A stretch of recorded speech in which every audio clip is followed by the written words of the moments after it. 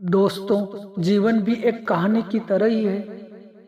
जो कहानी मैं आज आपको सुनाने वाला हूँ, ये कहानी है मोह की। एक राजा जिसकी कोई संतान नहीं थी, वो संतान नहीं होने की वजह से बहुत दुखी हुआ करता था। उसके पास धन दौलत की कोई कमी नहीं थी, पर संतान नहीं होने की वजह से वो हमेशा दुखी बेचैन रहता था। उसके राज्य में जब प्रजा को इस बात का पता चला कि राजा दुखी है, प्रजा को जब उसके दुखी होने का कारण पता चला, तो सभी ने भगवान से प्रार्थना करी।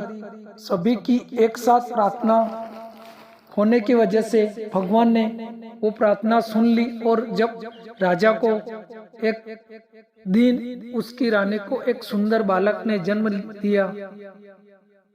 अब राजा प्रजा की सभी सुख दुख में साथ देने लगा। राजा का वो बालक अब धीरे धीरे बड़ा होने लगा। किसी कारण से एक दिन राजा का पुत्र भगवान को प्यारा हो गया। पुत्र के इस प्रकार अकस्मात मौत से राजा बहुत शोक संवेदना में रहने लगा, बहुत दुखी रहने लगा। प्रजा के ऊपर भी अब राजा का कोई ध्यान नहीं रहता था। एक दिन उस राज्य में एक महापुरुष भ्रमण कर रहे थे। उन्हों को इस बात को जब पता चला तो वो राज दरबार में पहुंचे। राजा को ढालस बंधाया, लेकिन राजा तो शोक में विलाप करने लगा। राजा ने उस महापुरुष से प्रार्थना करी कि मुझे एक बार अपने पुत्र से मिला दो। उस समय के वो बहुत बड़े महान विद्वान ऋषि थे।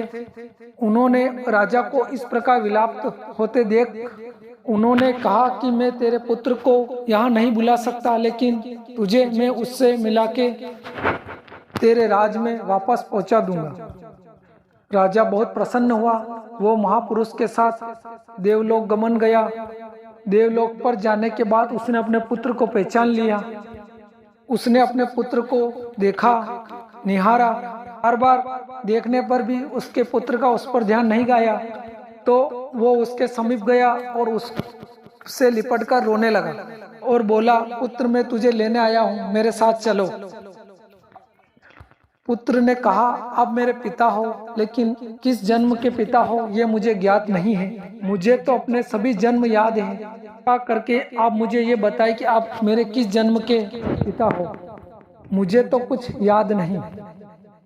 वो राजा समझ गए कि रिश्ते नाते सभी मरने तक ही है। मरने के बाद ये रिश्ते नाते खत्म हो जाते हैं। वो खुशी से अपने राज्य में वापस